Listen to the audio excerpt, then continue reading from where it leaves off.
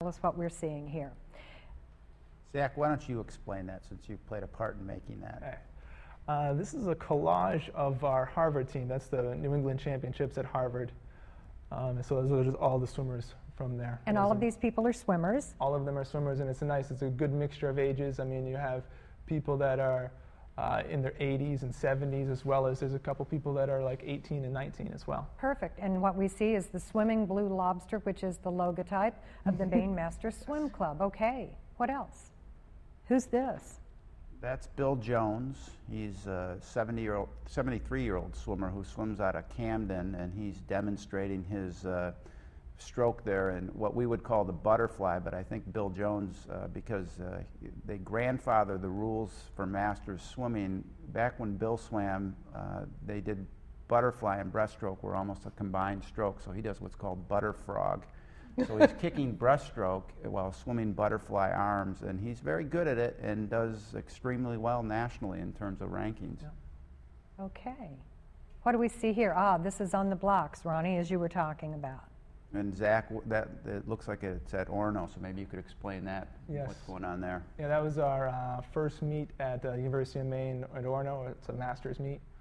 Those are just people going off the blocks. I believe I think it was the 200 freestyle. And men and women compete against one another. It's for local meets, everything is based on time.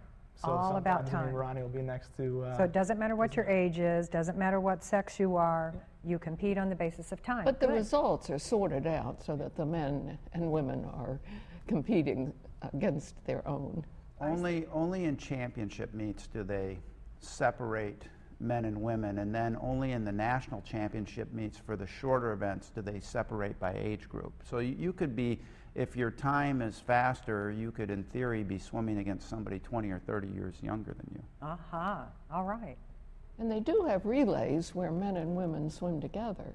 Yeah, now, are these members, these young women, are they members of the Maine Club? Yes, these are 4 of our swimmers at Harvard, and I think they had done a remarkable job in one of the relays, and we're very happy about it when it concluded. They look very happy. Now, this is not the audience, this is the team. This is our team, and the area in which we sit in at Harvard has grown much larger. We're taking up a whole section now, and that probably isn't even everybody, because we had well over 100 people there, and it's 4 days of competition over 2 weekends, so not everybody's there all the time, and a lot of times during the meet you just want to get out of there because the days can be long, so that's probably a portion of our team, but that's the area we sit in, right? And when is the Harvard competition? That's in March every year. So that's coming up? Yes, it is. That's our big meet of the year. More team members? Yeah, this is another one of our relays. We have people that tend to run around and take photos after they swim, and again, they look very happy. That relay I recognize because I was on it. They probably weren't so happy. Oh. You got Is this the one you just missed the record? I don't think so, but we probably didn't get disqualified, so maybe we were happy about that. That's me out in front. And this is our team at the Long Course Meters Championship for New England, which is held every year at beautiful Middlebury College in Vermont. These are some of our older gentlemen. Bill Jones, who was in that first picture swimming butterfly, is in there, and Bill Rupert and Phil Kerr and Hans Wendell. These guys, I think Bill Rupert in the pink cap there on the end is the youngster of the group at 67, and the other 3 are all over 70. Takes a confident man to wear a pink swim cap. Or a strange one. Now, this is, my eyes aren't very good, but that looks like the Scots. So that's a husband and wife team, and Drew Darling, is that in there with them? Yeah. And yes. So those are 3 people that swim out of Penn Bay, and then we're on the Harvard team, and we're down there, and again, look very happy about how they did. Well, what an exciting hobby this is for you. And Ronnie, you talk about this as being part of fitness, but the competition, does it keep you mentally sharp to compete and see people? I wish it did more.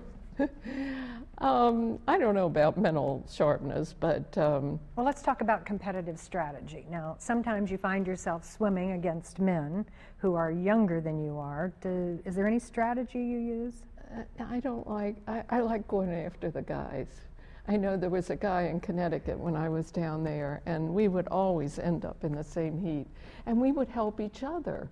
You know, I would go after him, and he'd go after me, and we'd both do better because of that. And so I think that is a part of it.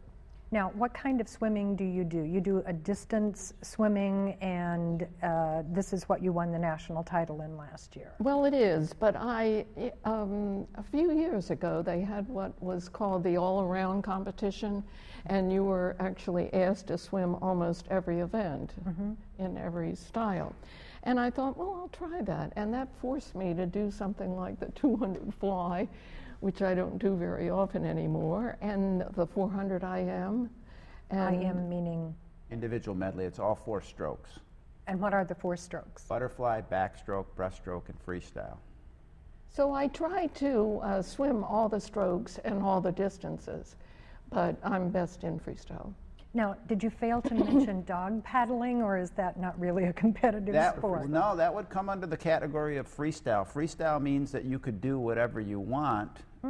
They do have some rules now on how far you can stay underwater off the dive, but if you're swimming dog paddle, that's probably not going to be an issue because you probably don't want to be underwater very long. So you could actually get in, do a 50 or 25 of dog paddle in a race, and that would be a legal stroke, and you would be competing and having fun doing that. What are your events?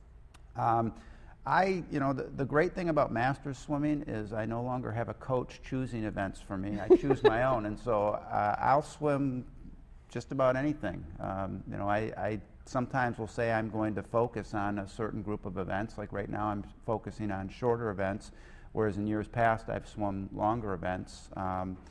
But I'm happy swimming whatever. Do you swim as a member of a relay team? Yes, that's what those pictures shown. Zach goes around and makes sure that none of us try to get out of our duties of swimming relays. So we swim a lot of individual races at these championship meets, and then there's usually 4 or 5 relays offered that you can swim.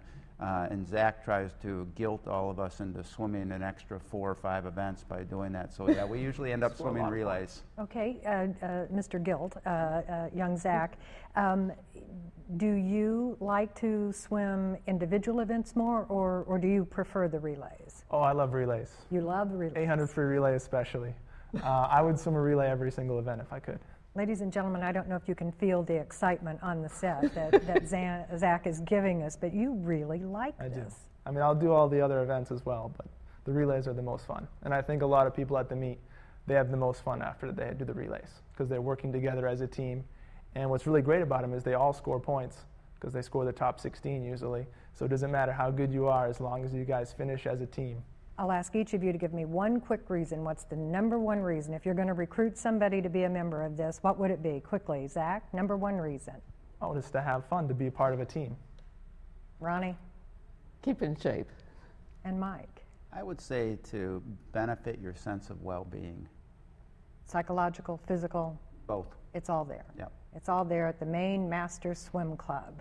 Thank you so much for joining us today. And I want to remind everybody that the Maine Masters Swim Club is a nonprofit organization, which means that your gift, if you would choose to make one, is tax deductible. Again, the Maine Masters Swim Club. It's available. It's online at Maine Masters Swim. Help me with that. What is it? .org. .org. There you have it. Thank you for joining us. We'll be right back.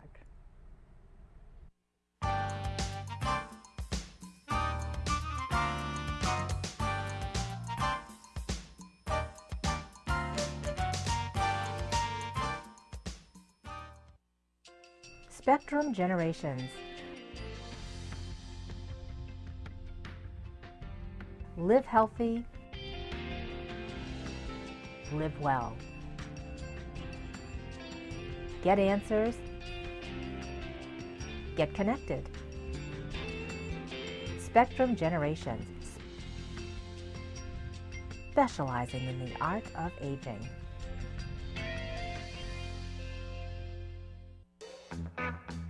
There's no place like Hollywood.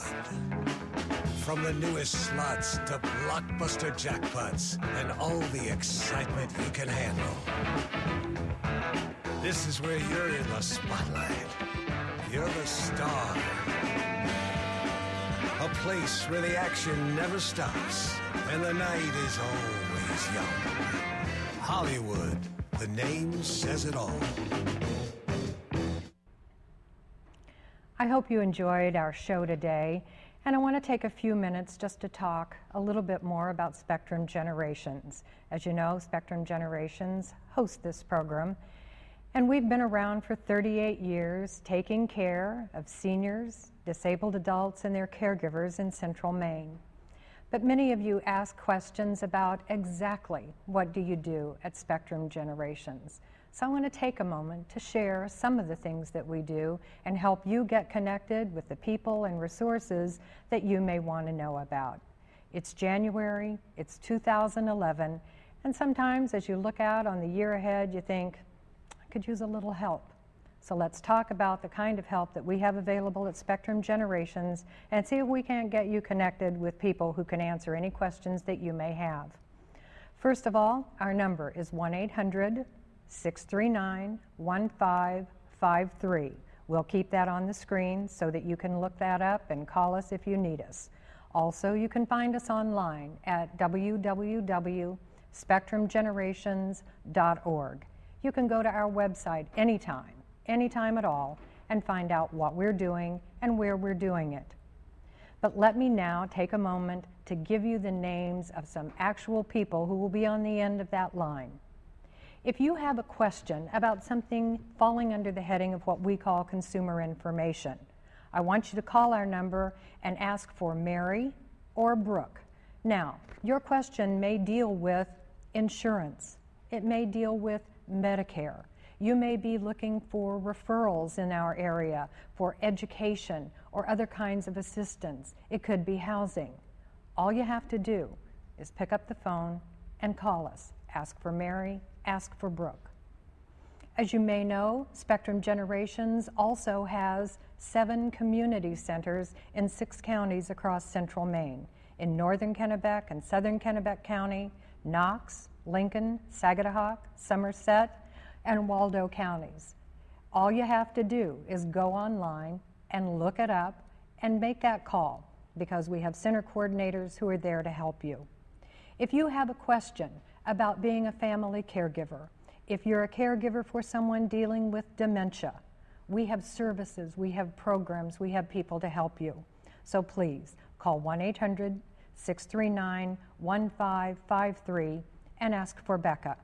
And if in particular you have questions about wellness, balance, or the challenges of falling that so many of us have to be aware of, call and ask for Vicki.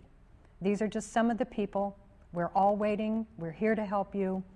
So please, Spectrum Generations, if you're a senior, a disabled adult, or a caregiver in Central Maine, we're here.